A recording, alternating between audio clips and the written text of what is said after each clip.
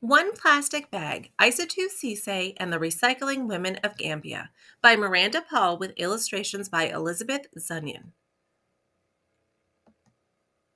Those are some plastic bags. And here's our dedication for Isatou and all who are being the change and for all the crafters of the world. One Plastic Bag, Isatou, Ceesay, and the Recycling Women of Gambia. Miranda Paul, illustrations by Elizabeth Zunon. Naju, Gambia. Isatou walks with her chin frozen. Fat raindrops pelt her bare arms. Her face hides in the shadow of a palm leaf basket, and her neck stings with every step. Warm scents of burning wood and bubbling peanut stew drift past. Her village is close now. She lifts her nose to catch the smell. The basket tips. One fruit tumbles, then two, then 10. The basket breaks. Isatou kicks the dirt. Something silky dances past her eyes, softening her anger. It moves like a flag flapping in the wind and settles under a tamarind tree. Isatou slides the strange fabric through her fingers and discovers it can carry things inside. She gathers her fruits in the bag. The basket is useless now. She drops it, knowing it will crumble and mix back in with the dirt. 4 goats greet Isatou as grandmother Mombe emerges from her kitchen hut. Hurry in before the rain soaks your beautiful booba.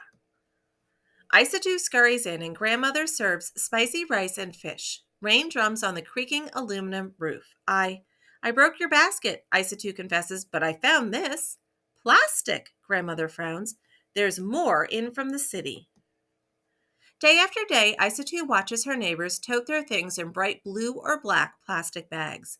Children slurp water for wanjo from tiny holes poked in clear bags. Market trays filled with minties wrapped in rainbows of plastic. The colors are beautiful, she thinks. She swings her bag high. The handle breaks. 1 paper escapes, then 2, then 10. Isatou shakes sand off her papers. Another plastic bag floats by, and she tucks her things inside. The torn bag is useless now. She drops it to the dirt, as everyone does. There's nowhere else to put it. Day after day, the bag she dropped is still there. 1 plastic bag becomes 2, then 10, then 100. Plastic isn't beautiful anymore, she thinks.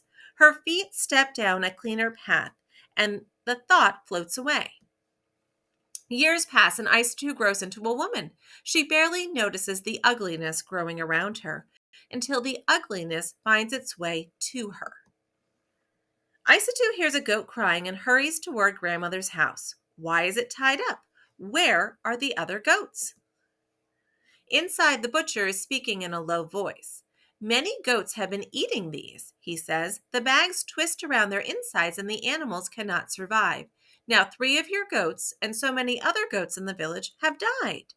Grandmother Mombe's powerful shoulders sag. Isatou must be strong and do something, but what? Isatou's feet lead her to the old ugly road. A pile of garbage stands as wide as grandmother's cooking hut. Mosquitoes swarm near dirty pools of water alongside the pile.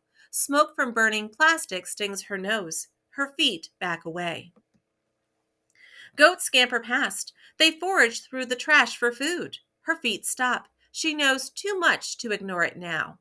Holding her breath, she plucks 1 plastic bag from the pile, then 2, then 10, then 100. What can we do? Isatou asks her friends. Let's wash them, says Fatim, pulling out Omo soap. Maram grabs a bucket and Itcha fetches water from the well. Peggy finds clothespins and they clip the wash bags on the line. As the bags dry, Isatou watches her sister crochet. Can you teach me? Why, yes. Her sister shows Isatou the stitches, then hands her a metal tool. Isatou's fingers busy themselves in, out, around. Giraffe, thank you. Isatou finds a broomstick and carves her own tool from its wood. What's that for? Fatim asks. Isatou pauses. She and Peggy have an idea, but will their friends think it's crazy? Will the idea even work? Nervously, she explains the plan. 1 friend agrees to help, then 2, then 5. The women cut bags into strips and roll them into spools of plastic thread. Before long, they teach themselves how to crochet with this thread.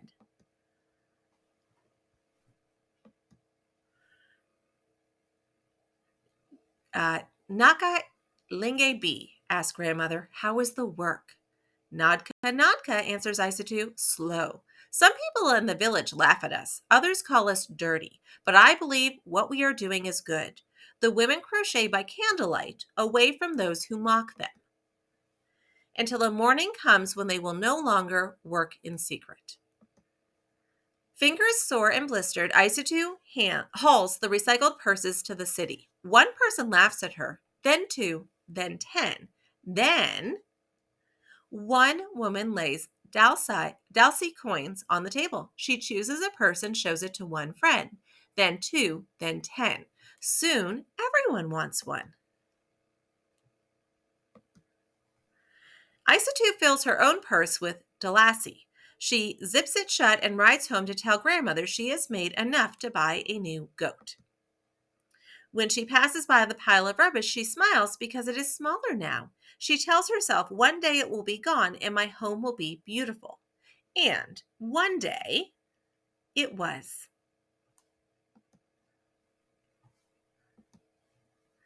Here's an author's note. I first traveled to Gambia, West Africa in 2003 as a volunteer teacher. I had an amazing experience, but something threatened to ruin my memory of it all. The heaps of garbage piled everywhere. The problem seemed too big to fix.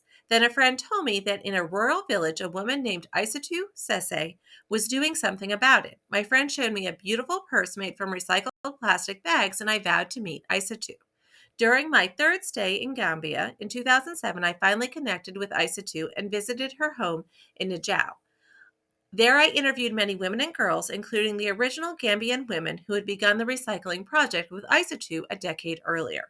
They shared past stories of dead livestock, strangled gardens, and malaria outbreaks linked to the trash. But they also shared new stories of healthier families, better income, and increased self-confidence. Although I wasn't able to include all the details about the women and their projects in this book, I believe the story I've shaped captures their spirit and inspirational accomplishments. Today, Najau is much cleaner. The goats are healthier and the gardens grow better.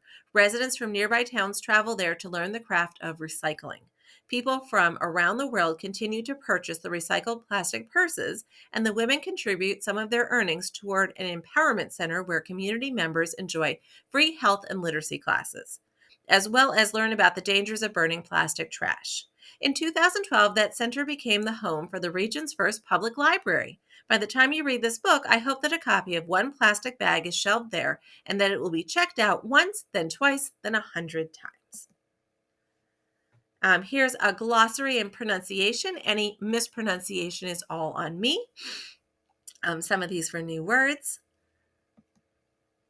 And there's a timeline. So in the 1970s, plastic bags became a serious problem in Gambian cities.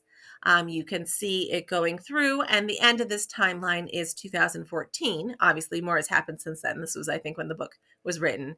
The NRIGG incorporated as a registered nonprofit and was renamed the Women's Initiative for Gambia. So they did a lot of work to take care of that trash.